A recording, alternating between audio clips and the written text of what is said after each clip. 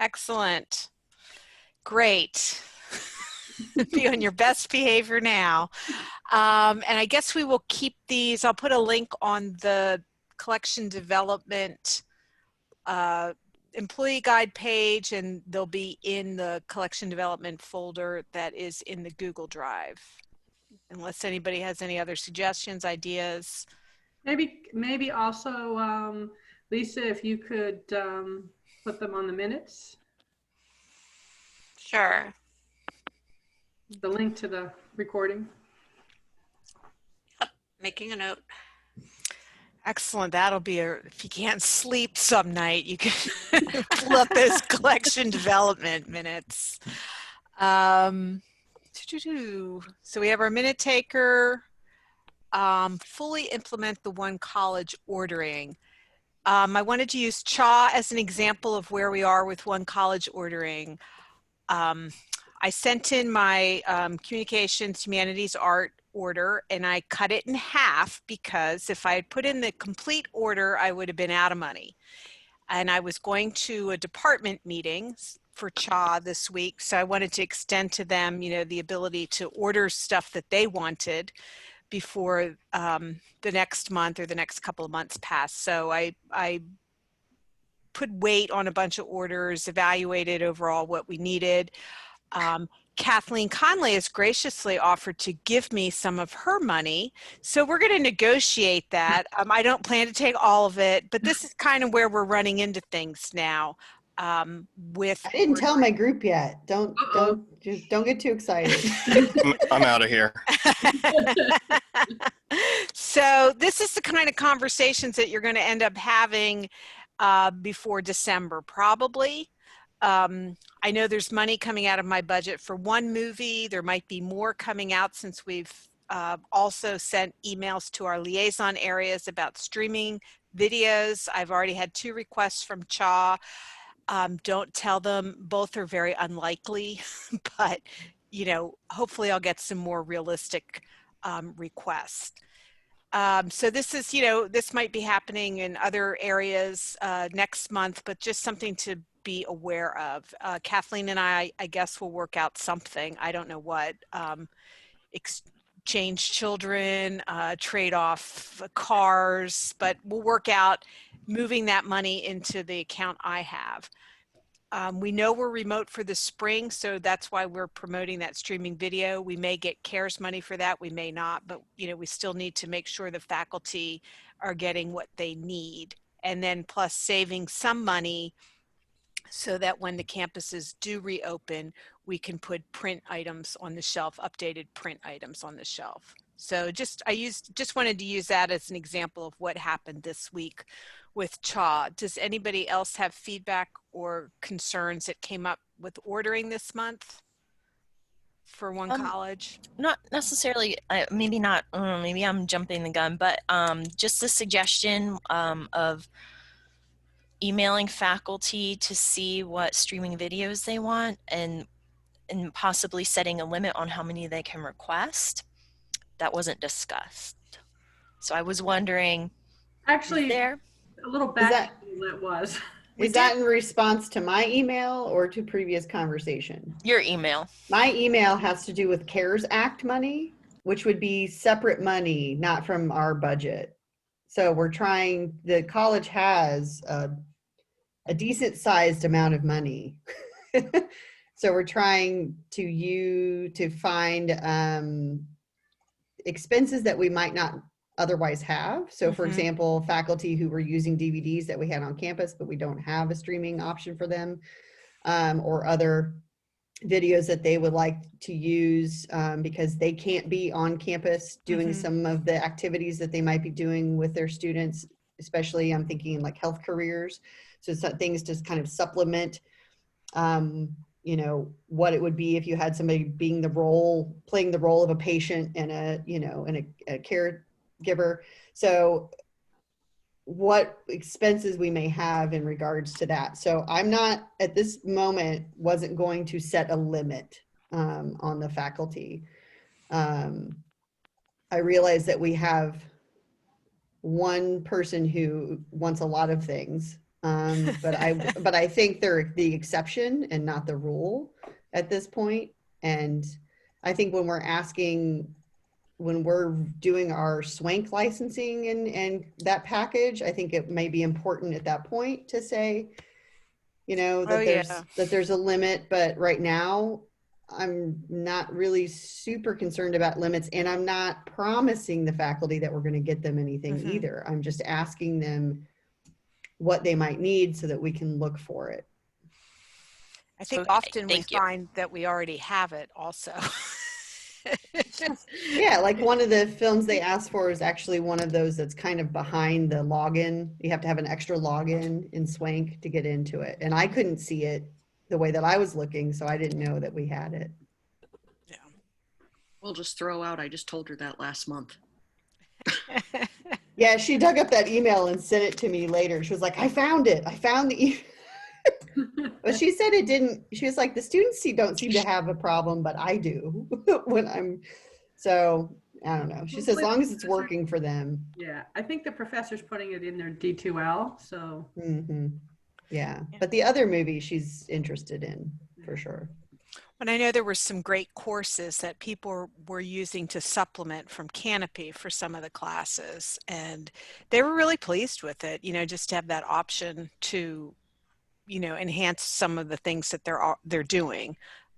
So, we'll just see what feedback we get, and not promising people things. And if there is something that we might see that's used for a variety of programs, maybe we move some of the money around or something. So Put a deadline, Kathleen, on the it's the 19th. 19th. Okay.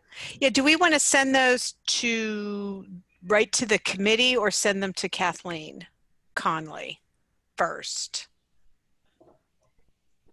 Well, I would assume that they would be coming into you all as liaisons, because you're the ones sending the email out. And then, you could do a little preliminary, and then if you would like the team to help out, send an email and please copy me, and then we'll kind of keep track of where you're at with that. And then that week, later on in that week of the 19th, maybe in the middle of the week, I'll send something out and say, tell me what you have in terms of expenses, and we'll see what we can do with it. Okay. So Kathleen, with the movie requests that are coming in, are we still looking to see if they're available elsewhere for free, or are we just saying, yes, we're going to order this, whatever they request? Which Kathleen? Connolly, I guess. That could have actually bumped up to Kathy Doherty, I think. I was going to say, feel free to, somebody else feel free to take it. I think we should, as long as the free is stable, I wouldn't, I don't think they're ever really stable. Okay. Yeah, that's a lot of times we find them in Netflix or on Vimeo or something, and they come and they go. I would say if they're somewhere sort of free, like free with ads, even, that's okay. But if it's only on Netflix, then I would say we want to get it, because it may not stay on Netflix, and not everybody would have access to it necessarily. So what about like on Vimeo, free with ads, or YouTube? Those come and go. None of them are stable. Well, if it's been on for a while, I'd say it's okay. If it's not been on very long, then I wouldn't. So basically just keep doing what we've been doing. Yeah, we can give them those options. I think you've been doing a good job, so I don't want to offer any direction. My only concern is the nice thing about streaming video is it's a pretty quick process to get it. My concern would be is if it disappeared off of Vimeo in the middle of a semester and somebody was teaching and it was part of their curriculum.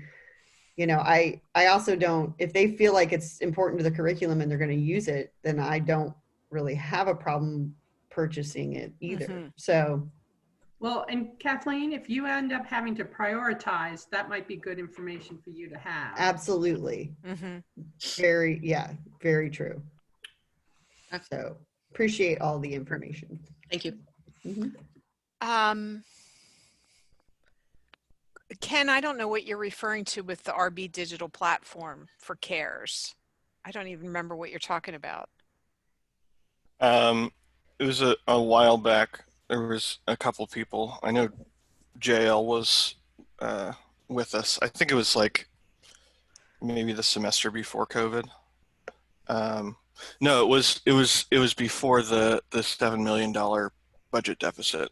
So we just like dropped it as an idea, but it had like all the great courses. It had a whole bunch of other things included in it. Now, Um, I'll see if I can come up with an email of what that was. But I mean, yeah, I was just asking in a wondering Okay. fashion. Is that a one-time purchase or a subscription? I believe it was a subscription. Okay. Subscriptions we probably want to stay away from in terms of CARES Act money because the CARES Act money is a one-time. And then we would need to continue to keep the subscription going. We would need to continue to find that money in the budget moving forward. Okay. So, working group updates. We kind of covered some of that streaming video. Do you all have anything else to add or ask or insert for streaming video? Okay. I don't think so. All right. so just to clarify, those CARES Act streaming video requests, do they go to the streaming video committee for them to fully flesh out or not? Or that's up to the individual liaison? I think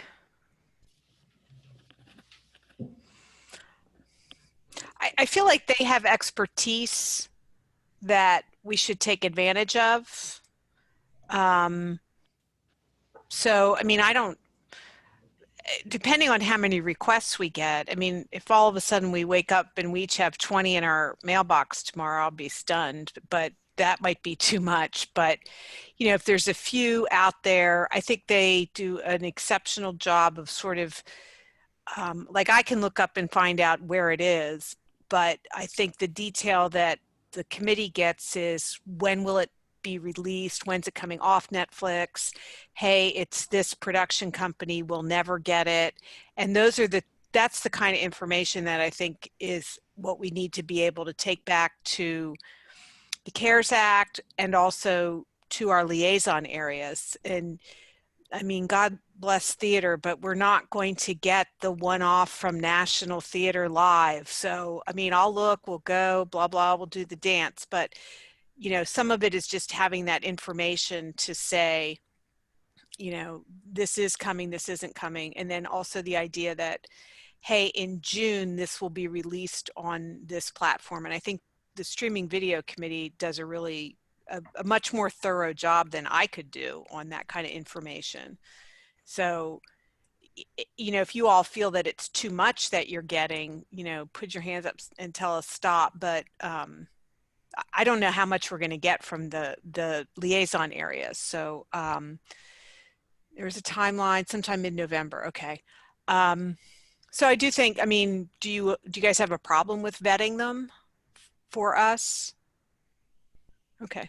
So just to clarify for the minutes, they're still due to Kathleen by the 19th. So if we want them to be vetted by the streaming video people, that just has to be, you have to give them. We asked the faculty to get back to you by the 19th. Oh, okay. And then we should have that whole week to kind of, hopefully they'll get back to you sooner than that. They won't wait till the last second. So as they're sort of coming in, feel free to kind of send that out. But yeah, so the credit faculty have till the 19th to get those requests to you. And then we have at least that week to kind of parse things out. And as far as, and if I'm remembering correctly, Kathy, you had said it's kind of first come, first serve. And as far as the money is, it definitely needs to be in by mid-November, but the sooner the better. So I think we're trying to aim for the end of October.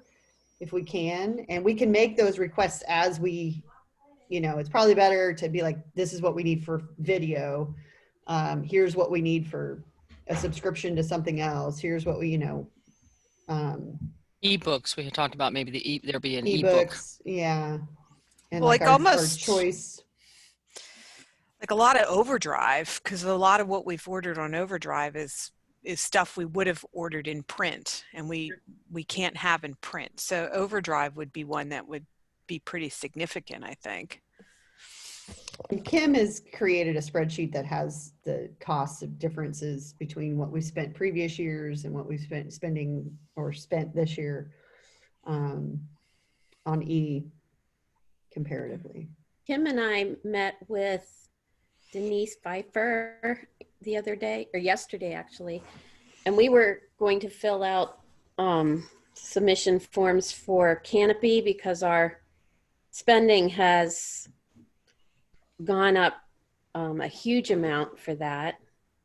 Same with Swank. We bought double than we had bought the year before because of the coronavirus, and we were going to submit the choice reviews online. So how much has Canopy? Because that we pay ahead, right? We have an Yes, account. we put up deposit money in, and Denise suggested that we compare July, August, and September of last year as compared to this year. And I think it quadrupled. Oh, good. Okay. So Awesome. we're going to, when Kim McGovern comes back tomorrow, she's off today, she and I were going to write up a little summary on that. So Excellent. But are we running out of money in that account? not at the moment. We Okay. have about 3,000 left, but last month we spent in the 700 range. So Mhm. it's going to deplete sooner rather than later. Okay. Good. So can we do the same kind of thing with Overdrive? Because I know the same thing has happened where we've spent much more in Overdrive than in previous years. I would think so. I guess we have to figure out who's going to fill out the forms. Okay. Kim and I were going to do Canopy Choice and Swank unless somebody else wants to take that on. What do you think, Kathleen Conley?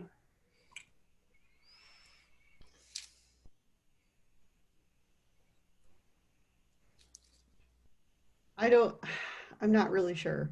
Okay. Kathy, in regards to this fund. I'm trying to remember you muted yourself, Kathleen. Sorry, I don't want people to go through work that's not gonna, No, that's why I wanted to. Right. Yeah. Well, but if we don't ask for the money, we're not going to get it. Right. And it is additional money, as you said. In many cases, the e-version is more expensive than the paper version. Now, I think there's two scenarios. There's one where, well, we would have gotten paper, but we have to get the e. And so at minimum, the difference between those two is an extra expense because of remote teaching. Right. There may be other resources where, you know what, we still are going to have to order a paper version when we are able to go back on campus, because it is a resource that also needs to be on the shelves. Meanwhile, we've had to buy this e-version to get us to that point. So in that case, I think that can be justified as a complete expense because it's now we're going to duplicate it. And in some cases, you might say, hey, we already bought the e-version. Would have been nice to have it on the shelf, but we're not going to duplicate it. There's no way to capture all the nuances of that in a time-efficient, cost-efficient manner. But I think we can look at what we've already done and try to get a sense of where the extra expenses are. Because, theoretically and ideally, if we come mid-spring, if we have a timeline of when we'll be able to be back on campus, we may say, hey, well, let's order these paper versions so that when we all get back on campus, whether it's summer, whether it's fall, if we find out in spring we're still going to be home for a while, then we won't go ahead and order paper. But we don't know that now. And I think we're all praying that at least sometime in 2021, we will be back on campus. Well, Ugh. Kathy, I think the other thing that happened a lot was we ordered multiple copies in overdrive of something that we maybe would have only ordered one. And we had to order multiple because we had, users wanting to use it concurrently. White fragility is an example that comes to mind.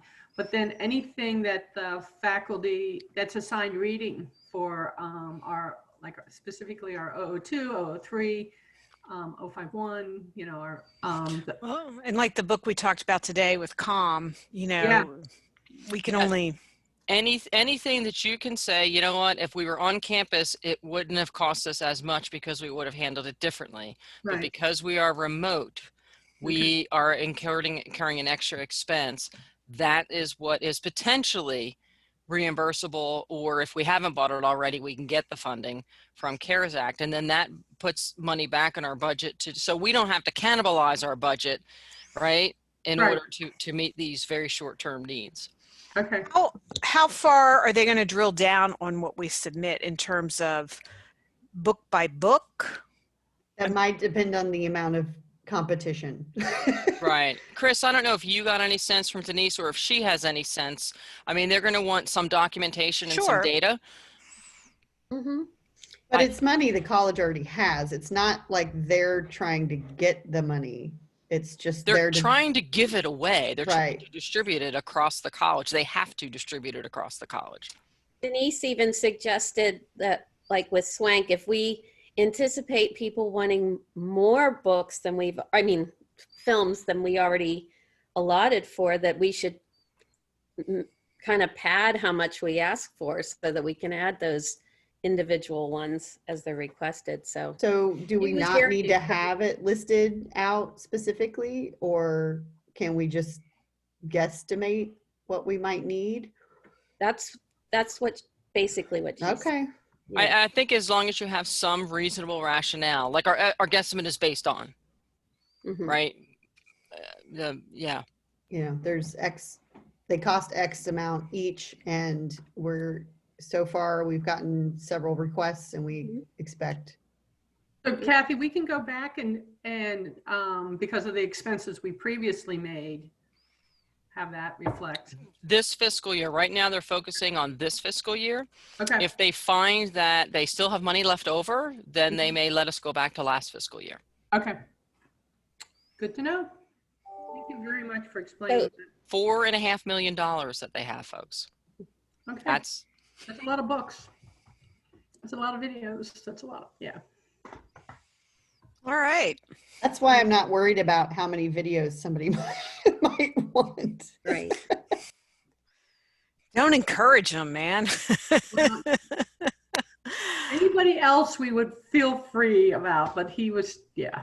Anyway, they're not even good movies. Okay, so OER update. Pass. Okay. Is that an acceptable answer?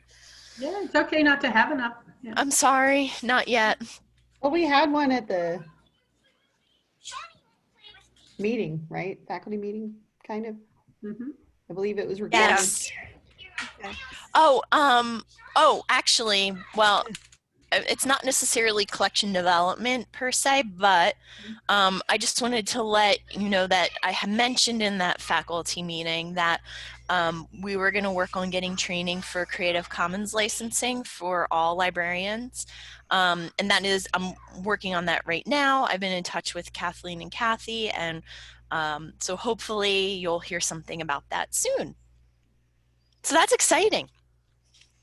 It is. When you say, Andrew, when you say all, is that adjuncts too? Yes, every single librarian. Excellent. And we'll try to make a training when we're not like committed to other things. So yes. I know what that is. We'll see. It probably will not be this year It's okay. because of the trainer not being available. Got it. So. Cool. See, you had an update. Excellent. I guess I did, didn't I? Yeah, and it was All right. great news. Yeah.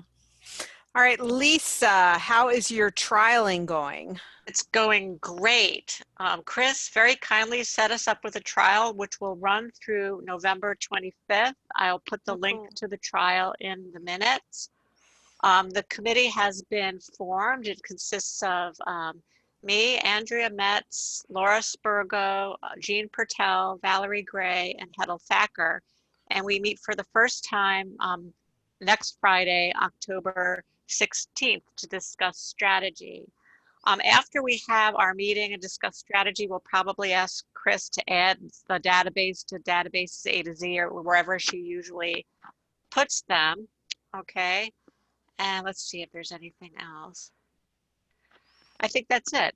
I've been brainstorming ideas of things we need to do to run by the committee. So I think we're doing well right now.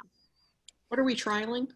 We're trialing ProQuest One literature, which its claim to fame is that it covers diverse voices much better than some of the already existing databases, including their own normal ProQuest databases. So, Thank you. All right. I guess the OER books to our catalog follow the collection development policy before we add them. So I guess that would go to a liaison area, et cetera. And I think our stumbling block is the mechanics of who will add them to the catalog. And I don't know if anybody even thought about this all month, which is fine. I don't know who the logical person would be to add it to the catalog. Jonathan, maybe? As he's here going, damn you, Kathleen. I don't know. You read my mind. I know you so well now after our work together. Yeah, as long as as long as I know exactly what needs to be put in, and preferably if there are at least some semblance of a record available somewhere that I could tweak, that would be fine. I would just need to know. Okay. All right. And Maybe we could put in the textbooks that faculty have completed through LibreText. that would be great. We could meet about that, Jonathan, and talk about that and what that looks like, because I don't know enough to be able to tell you if there is enough for a record or not. Okay. Yeah, we can definitely do that. There is actually a book I was getting ready to send to Jonathan to ask him to add it. It's open access. But I didn't know, should I CC you, Andrea, or should I just do it? Or I think that was the part we were kind of like. I feel like I should tell someone. The liaison for the subject area? Okay. Yeah, it should go through the subject area. Okay. Who's library science? Oh, damn. Social science. Social sciences. Okay. That It's was an when we had pulled out and then we put back in. And It's an easy Allison. one. Published by ALA. is it the ACRL cookbook? Oh no, we already have that. No, it's the Creative Commons for librarians and educators. Cool. Thank you for that, Barb. That's a great idea. Alrighty. Update. So everybody should have seen Kim's monthly spending. So update on the budget stuff. So again, just keeping track of what we're spending and who you have to wheel and deal with and who's running out of money, who's poorly managed her money, that kind of thing. Any questions if anybody was able to look at that? And I didn't poorly manage my money. It's just books are expensive. Plus I had to pay for a movie. And CHA, well, yeah, and CHA, I think you really see the difference. Uh-huh. A lot of CHA print books are not very expensive, but when you switch it to ebooks, they become extraordinarily expensive. So, I mean, they can be 3 or 4 times what you would pay for a print book. I don't think you see quite that big jump with, say, science or allied health. Oh, yeah. And there's some they're just so expensive. It's just hard to justify unless it's going to circulate. We're still working on the diversity audit. Kathleen Conley suggested that we explain what we're doing to Dr. Hinton. So I'm going to, as she's in charge of diversity and inclusion, et cetera, at the college. So I'm going to work on a memo for that. ordering print materials, we're not, we're just looking ahead. We don't need to be ordering right now, and we're not ordering, but if we, when we know more, we will still need to keep in mind the traditional April 15th deadline, and it would be in this budget. So I don't have any idea when anybody would possibly make a decision about the fall, but we're still trying to keep back some of the money in case we do need to update the print resources when we go on campus. And I guess this could be part of, I don't know, I guess it's not really CARES because it's the print stuff, but if we've had to duplicate things, that would be the CARES piece. So just, even though there is that $30,000 out there, we're sort of still leaving it aside so that we can, till we know what comes in the fall. Because we do, if we reopen in May, there's definitely going to be items that need to be updated or replaced or included on the shelf for when the students are on campus. And that is usually due the 15th so that the technical services has time to process everything. And even if we don't open till August, fall 2021, because of the delay with print, and we wouldn't be able to order anything under the new budget until, like end of July. Those things will not be on the shelf in time. So that's why we sort of have to say, okay, if we're going to be back in this, even if we're going to be back in the fall, we need to have those orders in by April 15th so that they get processed and they actually will be on the shelves in time for the students and faculty to use them when we get back. So yeah, we almost have to think 6 months ahead in order to have the material back on the shelves, physical shelves. And I imagine like everything else, it's just going to be, manufacturing's delayed, print is delayed, paper is delayed, etc. And with ebooks, we're getting spoiled here where we request something and Kim has it on the, quote unquote, has it on the ebook shelf within a few days. When you're talking about shipping and all of that, you guys receiving, all know receiving, putting the spine labels on, cataloging, the whole process takes much longer with a print. So we can hope that there's a vaccine. What? Well, yeah, no, that the college continues to make these decisions early, as they have been, because that will be helpful. Yeah, it won't fix it for sure, but it would be helpful to know. I would assume we will know before April 15th if we're going to be back for the summer or fall. Whatever. But so if people are wondering why we're holding on to a certain, several $1,000s, that's part of it is because, we're trying So, I to. mean, if you do see if you see something and you know that we're going to have it on the shelf, put it in the print folder, please. But yeah, don't anticipate it being purchased anytime soon. Lisa, you are up with Gifted hands, yes. Okay, so I am liaison to the English department, and I was able to attend the reading discipline meeting a couple of weeks ago. And some interesting news is that the book Gifted Hands by Ben Carson is being taken off the textbook list for English 002 because of hate speech, I guess, by the author towards LGBTQ and some other communities and groups. And so that takes effect immediately. We have a few people using the book this semester, but they're not even allowed to use it in the spring. So it's off the list. And so I guess my question for you is, they really did not seem to, they really were, I'm not sure how to say this. I don't want to censor, but I got the feeling from the reading faculty that that they don't think it's a book that they want us to have. They didn't say that exactly. I think they're leaving it at our discretion. And so I just wanted to run that situation by you. When I took another look at our collection development policy to kind of see, you know, what it said about this. And I guess if it's no longer supporting the curriculum, we could remove gifted hands from our collections on that basis, but is there some reason why we want to keep some copies of gifted hands? So I'm really throwing it out to you all is what to do with the zillion copies we have of gifted hands in all formats. We have video, we have audiobook, we have print book, we have print book, I think in a couple platform, or I'm sorry, ebooks in a couple platforms. So just Maybe keep one. yeah, well, I wasn't sure how much to keep. I mean, it doesn't support the curriculum anymore. It's no longer a textbook.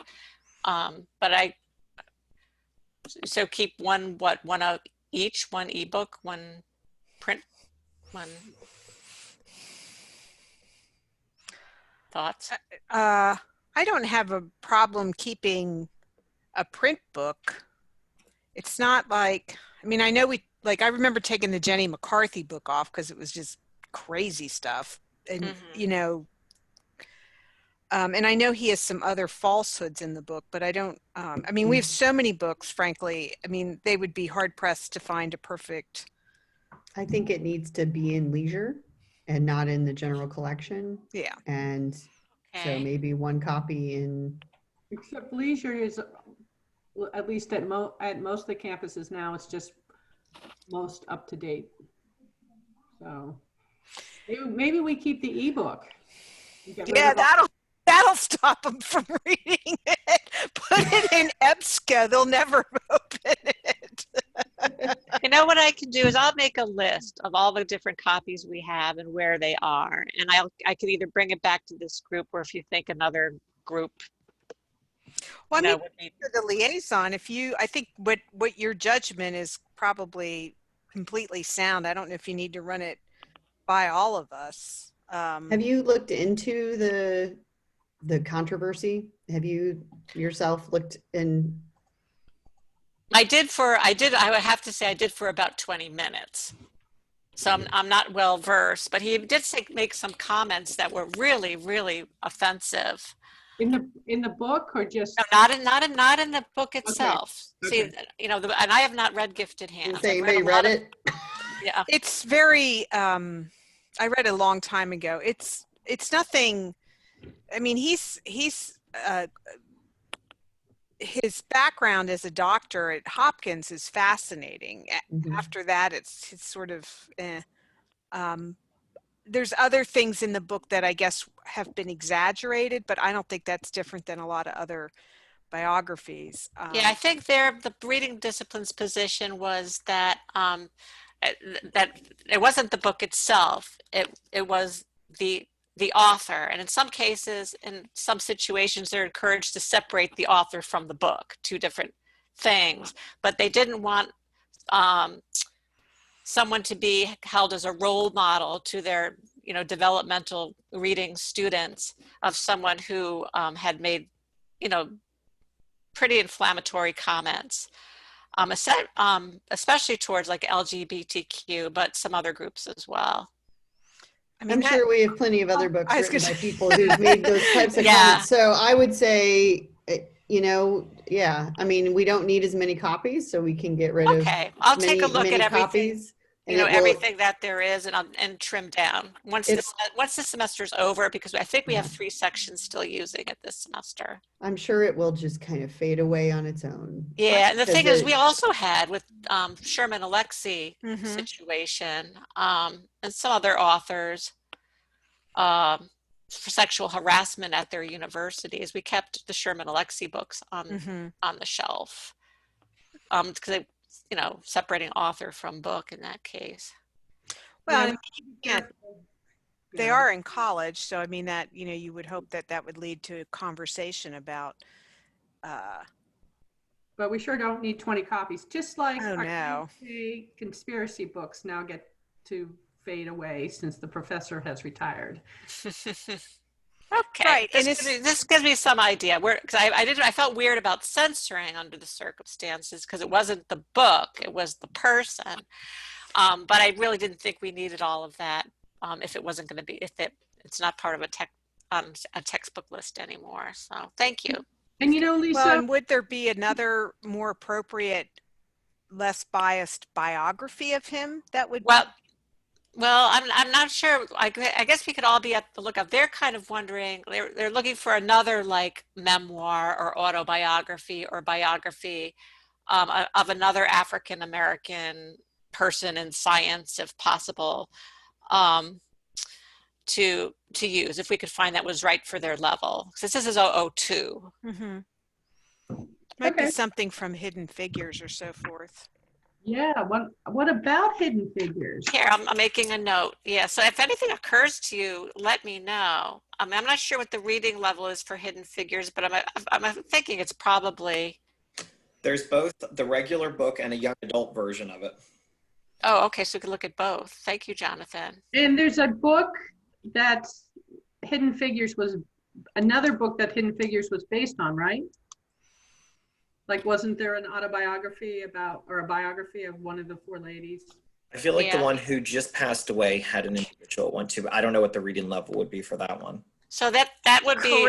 Catherine Johnson, wasn't it? Yeah, that's it. Yeah.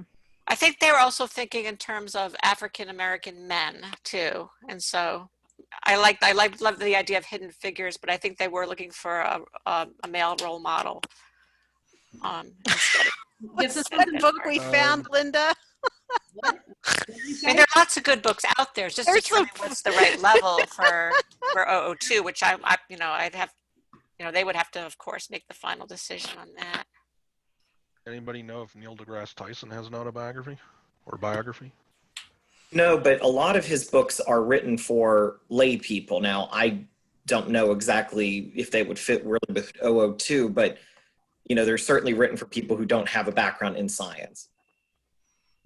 That's good to know. I'll investigate that too, Jonathan. I do see that one of his is named Astrophysics for People in a Hurry, so.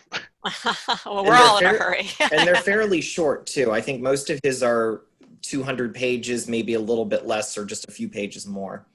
Okay. I'll take, I know we have some of these. I'm not sure, I think we might even have some in E, so I'll take a look. Thank you for the suggestion. All right, and Ken notes, yeah, weeding them, leaving the curriculum will definitely get rid of that one. Anything from the faculty about reserves? That was an example I had. Wonder is on our shelf at Gettysburg, and the faculty member wants a few, she thought we could get multiple e-copies. We can, I guess, only do that usually in audio, but that's something that I'm putting in overdrive that I ordinarily would have on the shelf. And I explained to her it's one use at a time, and she was fine with it, but she does like to have that extra one available. And I don't know if those reserves would be things that the CARES Act would, I think, address if we had to buy readings and so forth that ordinarily the students have on the shelf, not textbooks, but supplemental materials. So again, something to think of. Go ahead, Linda, sorry. I was just going to say, so Overdrive made a big thing about concurrent, their new concurrent platform or purchasing program. So I took a look at it. There's only about 54,000 items in that, which may seem like a lot, but it's really not. Most are in English, but almost all of them are audio. So there's only about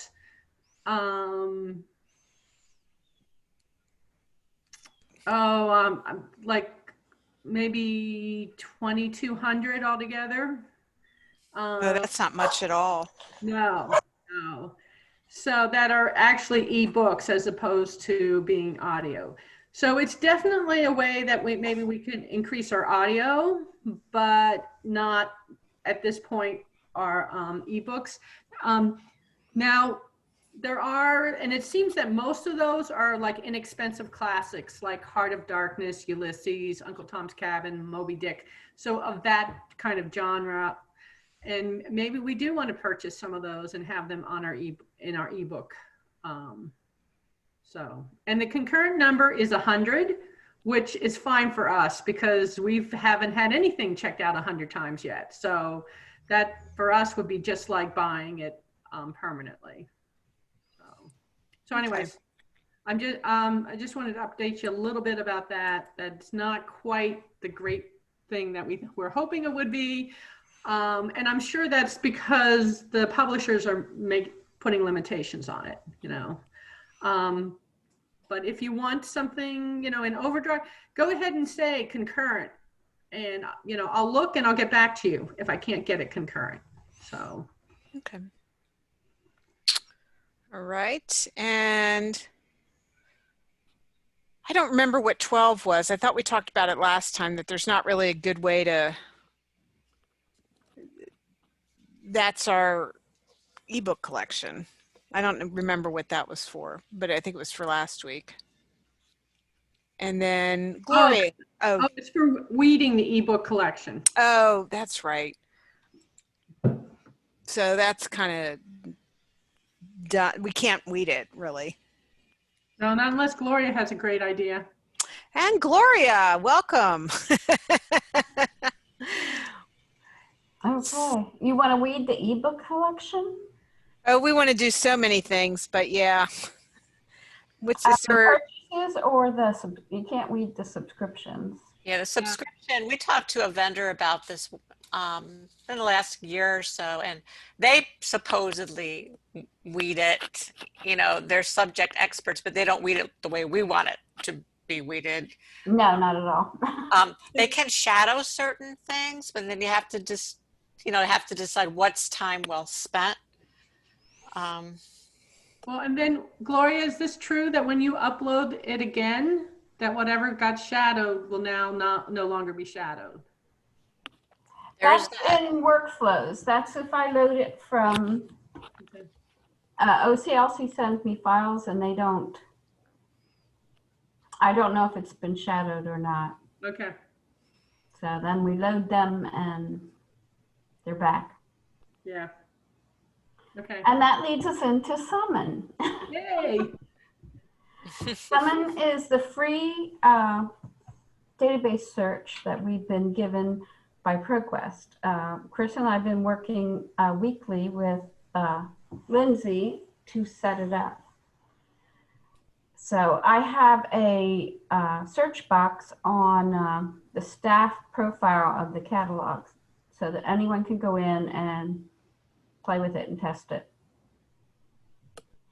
There's a few problems that Lisa found some already. Overdrive is an issue, and they're going to get back to us, but she said Overdrive is an issue for them. So we may end up just putting a link to Overdrive in it. So with the LibGuides, actually I found a way that we can put the research guides in if you want. There's called Best Bets that you can create your own record and put that in there so that it would come up during a search. But there's lots of configuration and we're just starting. Gloria, can we add that link into our minutes? I have the link because Gloria had sent it to me for other purposes, and I'll make sure it's in the minutes. Thank you, Lisa. Yes. So I want everyone to play with it, test it, find out what doesn't work so we can fix it. I'm very limited in the branding, but I am working on there's one, the right side panel we can customize. And in there I have a link to chat with a librarian, and I have research guide drop down. Right now it defaults to Wikipedia, but I did want you to decide if you want like Credo or something else. When you do a search, it comes up with like a Wikipedia, but we can put Credo, Oxford, or anyone else. Okay. So please look at it. Tell me what you want. We can do it. We can add, like I said, things. So it's the idea that we'll use this starting in January? Yes, and it's going to be like a box. It's an option for people that want to teach using it. But we- it's not. Do we want a little subcommittee to take a look at this so that Gloria's not getting maybe mixed signals or different people are telling her to do different things? That would be wonderful. Not that I want to encourage everybody to look at it and try it. Or maybe we just either that or we bring our ideas back to the meeting in November. How do you guys want to handle this? Well, if it's going live in January, we definitely need to be on top of it. Well, it goes live when you want it to go live. Okay. I'm just preparing it. Well, I mean, we would want to start for this semester, I would assume. You mean Second, yeah, for that. I mean, we can put out if you want to email us, if you want to have a small group spending some dedicated time on it so that we know it's getting done. Because I know myself, if it's a task, I'll do it. If it's do it in my spare time, I won't. So why don't we have some folks, and I'll volunteer to search. So if anybody wants to volunteer to kind of do some playing around, shoot me an email and we'll figure out some time to do it or what we're looking for type of stuff. I haven't looked at it at all yet. I've been kind of hiding from it. So, and then you guys will report back to us at our next meeting? If I get somebody to help, yeah. If it's just me, unlikely. Maybe When is our maybe it next, should when is our be next somebody meeting? from instruction, somebody from collection, and somebody from tech That makes sense. to sort of a small group that meets to look at it and kind of take anything that might have to do with any of the groups back to the. So you said a small group from what? From librarians? So one tech? person from instruction, one from collection development, and one from technology. Especially because of the like the LibGuide, subject guide piece Right. for technology, and then. See, I think I'm going to be swamped with database review things until the end of November. Yeah, I think Otherwise, just send something out to somebody, or yeah, could to we? the committee and just ask. And then if we're searching on our Excuse me. own, when we discover things, we could send them to that small group then, so they could have that feedback. Organize them, yeah. So Yeah, that because I've Gloria, noticed some things it's not searching, but some of them I already told Gloria about. So So I guess great. I don't know who should So- take the lead. just So I can send out. I'll send out an email. So one person from tech, at least one from tech, and one from and one for instruction. Let me know problems so I can contact Lindsay. So I have an agenda for our regular meetings and say, this is what I need to know about. Absolutely. When do you meet with her? I can set up meetings weekly with her if I like. If she's open to whatever. Okay. Yeah, so any of you who are just tuned in today, but normally set on tech or instruction and want to volunteer, here's a great opportunity. Kathleen Heidecker, you said you were going to be the collection development person on it, right? Correct. Okay, got it. All right. Also, just before everybody goes, we had a research appointment ticket just come in. And there's nobody scheduled to be on RAI. And I know that Lisa and Andrea and I are all in a meeting in 30 minutes. So I and have of course, an the student appointment wants at us now. 4. I have an appointment at 4. So if anybody's available, if you could take it, that'd be great. I'm on chat.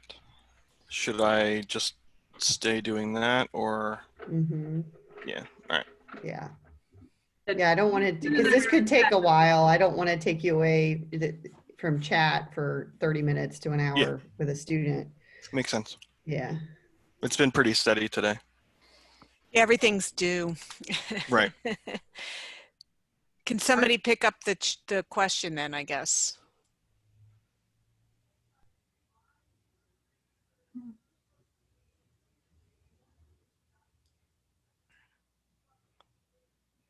Laura or Patty, I see, or the adjuncts here. Do either of you want to take it? Angela's there too. Angela's, So I'm sorry.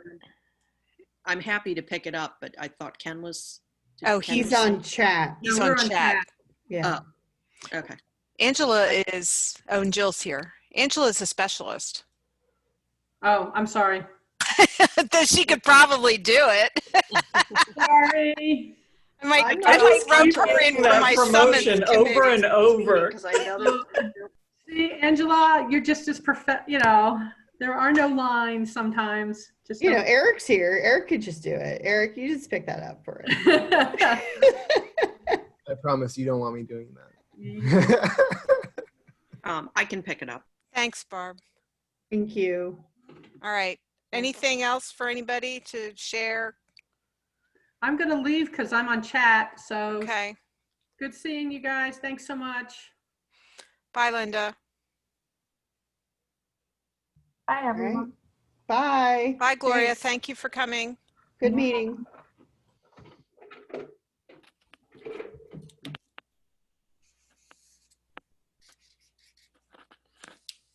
Kathleen? Yes, I just Before- wait. Yeah, sorry, before you leave, for the link to the recording, where do I find that again? Thank you for reminding